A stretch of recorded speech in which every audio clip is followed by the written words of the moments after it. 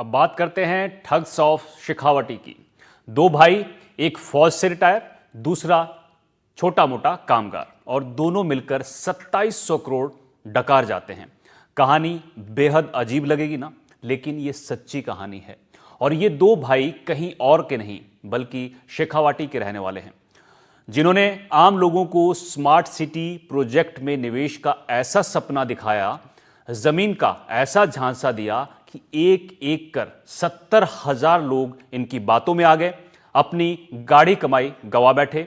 लेकिन अब इन दोनों भाइयों पर ईडी का शिकंजा कस चुका है और एक एक करके इनके ठिकानों और मान पर रेड मारी जा रही है। क्या है पूरा माजरा, आपको सिलसिलेवार से दिखाते हैं इस रिपोर्ट में।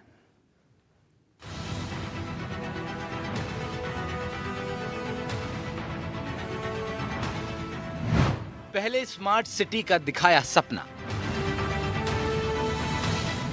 फिर 2700 करोड़ का किया घपला, 70,000 लोगों से किया घोटाला। ठग्स ऑफ शेखावटी का घिनौना कारनामा। स्मार्ट सिटी में घर हर किसी का सपना होता है, खासकर मध्य वर्गीय परिवार जीवन भर की पूंजी जमा करते हैं ताकि किसी बड़े या स्मार्ट शहर में अच्छी लोकेशन पर मकान या आशियाना बना सकें। लेकिन कुछ लोग ऐसे होते हैं जो जमीन का सपना दिखाकर लोगों को ठगने का न सिर्फ काम करते हैं बल्कि ठगी का ऐसा मकड़ जाल बुनते हैं कि लोग उसमें फंसते ही चले जाते हैं और आम लोगों के सपनों से ऐसे खेलते हैं जैसे कोई खिलौना हो और उनकी जीवन भर की पूंजी डकार जाते हैं। राजस्थान के शेखावटी के रहने वाले दो भाइयों ने भी ऐसा ही नेक्सस चला रखा था, जिसमें उन्होंने एक या दो नहीं बल्कि 70,000 लोगों को फंसाया और स्मार्ट सिटी में मकान दुकान का सपना दिखाकर 2700 करोड़ की ठगी की वारदात को अंजाम दिया। प्रदेश और विशेषकर शेखावाटी का सबसे बहुचर्चित ठगी मामला नेक्सा एवरग्रीन में जो है बीते दिनों ईडी की एंट्री हो चुकी और ईडी ने जो है सीकर जिले सहित झुंझुनू, जोधपुर, जयपुर सहित अन्य जो ठिकाने थे आरोपियों के, वहां पर जो है ईडी ने कार्रवाई की है और करीब 2 करोड़ से ज़्यादा की जो है संपत्ति वहां से उन्होंने बरामद की है, जब्त की है। आपको बता दें कि नेक्सा एवरग्रीन मामला ऐसा मामला था जो पूरे शेखावाटी में चर्चित रहा, क्योंकि यहाँ के जो स्थानीय सीकर जिले के लक्ष्मणगढ़ इलाके के जो है पल्लावा गांव के रहने वाले दो भाई रणबीर बिजारनिया और सुभाष बिजारनिया, वो जो है इस पूरी कंपनी के जो ओनर थे, उसके बाद में अन्य उनके कई सहयोगी और एजेंट भी इस मामले से जुड़े और ये पूरा मामला जो है करीब 27,000 करोड़ रुपए का था।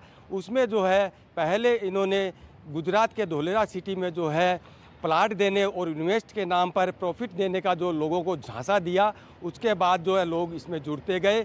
बाद में जो है इस कंपनी ने, नेक्सा एवरग्रीन कंपनी जो है ठगी की और ये कंपनी ने पैसा देने से बिल्कुल मना कर दिया। शुक्रवार को यह मामला एक बार फिर सुर्खियों में तब आया जब ईडी ने राजस्थान और गुजरात में 25 जगहों पर एक साथ छापेमारी की। ये कार्रवाई नेक्सा एवरग्रीन प्रोजेक्ट में निवेश के नाम पर 2700 करोड़ रुपए की ठगी के मामले से जुड़ी है, जिसमें अलग अलग राज्यों के 70,000 लोगों को ठगा गया है। इसी मामले में ईडी जयपुर, सीकर, जोधपुर और झुंझुनू में एक साथ रेड कर रही है। सीकर में मुख्य आरोपी रणवीर और सुभाष के गांव पनवाला में 4 अलग अलग टीमें पहुंची। छापामार कार्रवाई की गई। टीम की ओर से घर पर सर्च किया गया और आरोपियों के परिवार से भी पूछताछ हुई। इसके बाद राजस्थान समेत पूरे देश का ध्यान फिर एक बार इस मामले की ओर चला गया। इन्होंने अपने यहाँ आरटीओ ऑफिस में एक ऑफिस खोल रखा था, जिसमें इन्होंने दिया था कि हम आपको हर वीकली पेमेंट देंगे, उसका 5% आपको इंटरेस्ट देंगे हर महीने, आप जो भी अमाउंट इन्वेस्ट करोगे। अगर आप इन्वेस्ट करोगे और अगर आप प्रॉपर्टी लोगे, अगर हम आपको रजिस्ट्री भी दे देंगे, अगर आप इन्वेस्टमेंट का कुछ प्रूफ चाहते हो तो। अदरवाइज अगर हम आपको नहीं है तो हम आपको मंथली वो दे देंगे। और उन्होंने एक ये लोभ दे के उन्होंने अपना पैसा हमसे लिया था। सीकर में ठगी का ये मामला साल 2023 में सामने आया था, जब कंपनी में इन्वेस्ट करने वाले लोगों को हर मंगलवार मिलने वाली राशि बंद हुई तो कंपनी का पूरा झूठ उजागर हुआ। फिर इसकी परत दर परत खुली और ये देश के सबसे बड़े घोटालों में शुमार हो गई। ऐसे में आपको बताते हैं कि आखिर पूरा माजरा क्या था। इस घोटाले के मास्टरमाइंड सीकर के दो भाई हैं। दोनों भाई 2014 में जमीन के धंधे में कूदे। सुभाष और रणवीर बिजारनिया ने मिलकर व्यापार शुरू किया। 2014 में धोलेरा में जमीन खरीदने वाले राजल जांगिड़ से संपर्क किया। रणवीर बिजारनिया ने जमीन खरीदना शुरू किया। सुभाष ने रिटायरमेंट की रकम से 10 बीघा जमीन खरीदी। दोनों भाइयों ने पूंजी कंपनी बनाई। 2021 के अप्रैल में रजिस्ट्रेशन अहमदाबाद में करवाया। कंपनी ने खुद को धोलेरा प्रोजेक्ट का हिस्सा घोषित किया। 1300 बीघा जमीन पर वर्ल्ड क्लास सिटी बनने का झांसा दिया। 70,000 लोगों को फ्लैट, प्लॉट और निवेश का झांसा। सलीम, समीर, दातार, रक्षपाल, ओमपाल को एजेंट बनाया। देश भर से 2700 करोड़ से ज्यादा की रकम जुटाई। मेन एजेंट के जरिए राजस्थान में हजारों एजेंटों की नियुक्ति की गई। कमीशन के रूप में 1500 करोड़ बांटा। राजस्थान, सिर्फ राजस्थान की अगर बात करें तो सैकड़ों जो केस दर्ज दोनों आरोपियों सहित अन्य जो एजेंट थे उनके खिलाफ दर्ज हुए। उसके बाद में आपको बता दूं पूरे मामले में जांच की गई। वहीं जो ठगी के जो शिकार हुए उन लोगों ने कई दफ़े जो है सीकर सहित प्रदेश के अलग अलग स्थानों पर विरोध भी जताया और प्रदर्शन भी किए। इसको लेकर के जयपुर तक जो है प्रदर्शन पीड़ितों ने किए थे, लेकिन इसमें जांच नहीं हुई। उसके बाद में उच्च स्तर पर ये पूरा मामला गया। उसके बाद जो है अब जो है ईडी ने इस पूरे मामले को एक बार वापस से संज्ञान में लिया और बीते दिन हुई सीकर जिले के पनलावा गांव, कुदन और भेजपुरा 3 जगह जो सीकर में कार्रवाई की गई। इसके अलावा झुंझुनू, जयपुर और जोधपुर सहित कई जो है अन्य राज्यों के स्थानों पर भी ईडी ने जो है जांच की कार्रवाई की है और वहां से 2 करोड़ से अधिक की जो है संपत्ति भी जब्त की गई है। और अब जो है आरोपियों के खिलाफ आगे भी ईडी पूरे मामले की जांच कर रही है। उनसे जुड़े जो अन्य संस्थान थे, नेक्सा एवरग्रीन से जुड़े अन्य संस्थान थे या उनसे संबंधित जो लोग थे, उनके खातों को भी जो है फ्रीज किया गया। ये बता दूं कि यह जो पूरा मामला है वो बड़ा जो है ठगी का मामला रहा और पूरे शेखावाटी और प्रदेश में भी चर्चित ठगी के मामले से ये जाना जाता है। और नेवर एवरग्रीन जो ठगी मामला था वो आज भी जो है पूरे देश में काफ़ी चर्चित रहा है और उसमें कई लोगों की जो है गिरफ्तारी भी हो चुकी है। और फिलहाल जो है पुलिस पर भी इसमें को लेकर के कई तरह के आरोप लगाए जा चुके हैं, लेकिन अब इस पूरे मामले की जांच जो है ईडी की ओर से की जा रही है।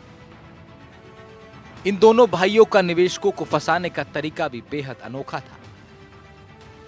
ये निवेश करने पर दोगुने ब्याज का लालच देते, हर हफ्ते ब्याज का पैसा अकाउंट में डालते, नया ग्राहक जोड़ने पर कमीशन देते। धोलेरा सिटी में प्लॉट जैसे लालच दिए गए जिससे लोगों को इन पर विश्वास हो गया। कई लोगों ने अपनी जमीनें बेची, कंपनी में पैसा लगा दिया। कुछ हफ्तों तक लोगों के खातों में पैसे आए, बाद में लोगों के अकाउंट में पैसे आने बंद हो गए और यहीं से ये घोटाला खुला। जोधपुर के करवड़ थाने में 2023 में पहली एफआईआर दर्ज हुई। 80 करोड़ की धोखाधड़ी का केस लगा। इसके बाद मामले में जांच एजेंसियों की एंट्री हुई और इस बड़े घोटाले का पर्दाफाश हुआ, जिसमें सामने आया कि ठगी के पैसे से धोलेरा में 1300 बीघा जमीन खरीदी गई। गोवा में 25 रिजॉर्ट, राजसमंद में ग्रेनाइट माइंस खरीद लिया गया। राजधानी जयपुर में होटल, अहमदाबाद में फ्लैट और लग्जरी गाड़ियां खरीदी गईं। 27 शेल कंपनियों में पैसा इधर उधर किया गया। ठगी पूरी होते ही जनवरी 2023 में कंपनी ने सभी दफ्तर बंद कर दिए और दोनों भाई फरार हो गए। जांच एजेंसियां जोधपुर पहुंची तो वो खाली था।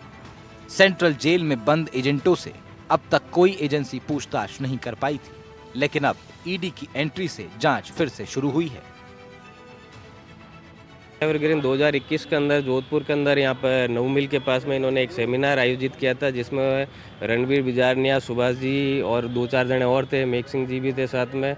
और इन्होंने ये बताया कि भाई ऐसी कंपनी है धोलेरा के अंदर, एक प्रोजेक्ट है, रियल एस्टेट कंपनी है, और कि भाई आप अगर इस कंपनी में इन्वेस्टमेंट करते हो तो आपको बेनिफिट्स मिलेंगे। बेनिफिट का ये बताया कि जैसे 1 लाख का इन्वेस्ट करते हो तो आपको 2700-2900 रुपये के आसपास ये आपको बेनिफिट मिलेगा। तो ऐसे करके इन्होंने फर्स्ट टाइम इन्होंने वहाँ सेमिनार जब मैंने अटेंड किया था तो इन्होंने ये इस तरीके से जांचें दिए। उसके बाद में मेक सिंह जी ने बताया कि भाई ये इनके साथ में पार्टनर है, आर्मी के अंदर साथ में जॉब किए हुए हैं, और कहा कि कंपनी ट्रस्टेड है, और ये भी कहा कि भाई अगर कंपनी भागती है तो कंपनी ने मेरे नाम पे कम से कम 27 करोड़ की प्रॉपर्टी मेरे नाम पे कर रखी है। अगर कंपनी भागती है तो मेरे पे ट्रस्ट कीजिए, मैं आपको ये पेमेंट लौटाऊंगा। ऐसा करके इन्होंने पेमेंट हमसे इन्वेस्टमेंट करवाया झांसे में लेके, और फिर जब कंपनी भाग गई तब से ये फरार है। कितने की ठगी हुई आपके साथ? मेरे साथ 26,80,000 की ठगी हुई है। आपको बता दें कि धोलेरा स्मार्ट सिटी प्रोजेक्ट केंद्र और गुजरात सरकार का प्रोजेक्ट है। इसकी कुछ खास बातें ये हैं कि देश का ये पहला ग्रीनफील्ड स्मार्ट सिटी प्रोजेक्ट है। दिल्ली से 2 गुने इलाके में फैला है ये प्रोजेक्ट। 920 वर्ग किलोमीटर में फैला है ये प्रोजेक्ट। 2042 तक तैयार होगा। इंटरनेशनल एयरपोर्ट और मल्टीनेशनल कंपनियों के दफ्तर भी हैं। खैर, अब ईडी की जांच के बाद निवेशकों को उम्मीदें जगी हैं। ईडी अब बेनामी संपत्तियों की पहचान कर रही है, धोखाधड़ी और मनी लॉन्ड्रिंग के सबूत जुटा रही है। ऐसे में जल्द ही जायदाद अटैच करने और अन्य गिरफ्तारियों की कार्रवाई शुरू हो सकती है।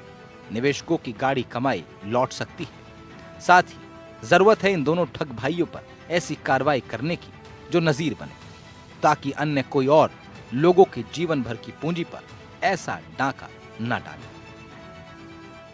बात करें जोधपुर की तो जोधपुर में भी जो है वो करवड़ थाना और महामंदिर थाने में भी जो है वो 11 मुकदमे दर्ज हैं, जहां करवड़ थाने ने इस मामले को लेकर जो सुभाष और रणवीर है उसमें से सुभाष को जो है वो अरेस्ट भी कर लिया है, और कुल 8 लोगों को जो है वो हिरासत में लेकर उन्हें जेसीबी करवा दी गई है। वही कह सकते हैं अब इस पूरे मामले को लेकर जो है धीरे धीरे ईडी की एंट्री के बाद में जो है वो परतें खुल रही है, और जोधपुर में भी कई ऐसे पीड़ित हैं जो हालांकि खुलकर कुछ लोग सामने आ रहे हैं, कुछ लोग सामने नहीं भी आ पा रहे हैं, और कुछ लोगों को पैसा मिल भी रहा है। लेकिन कह सकते हैं ये अब तक का सबसे बड़ा जो है वो 2700 करोड़ रुपए का घोटाला है, जिसमें इन 2 भाइयों ने जो है वो देश भर के करीब 70,000 लोगों से स्मार्ट सिटी का लालच देके जो एवरग्रीन कंपनी बनाई उसके नाम पर जो है वो ठगी की, जहां अब जो है लगातार जो है वो कह सकते हैं इन थानों के अंदर मुकदमों की संख्या में भी इजाफा हो सकता है, और लगातार जो है वो ईडी भी अपनी कार्रवाई कर रही है, और स्थानीय जहां मुकदमे दर्ज है वो पुलिस प्रशासन भी लगातार जो है वो धरपकड़ भी कर रही है, और जो इसमें सम्मिलित है उनको भी पकड़ने का प्रयास कर रही है। जोधपुर से एनडीटीवी के लिए मुकुल परिहार।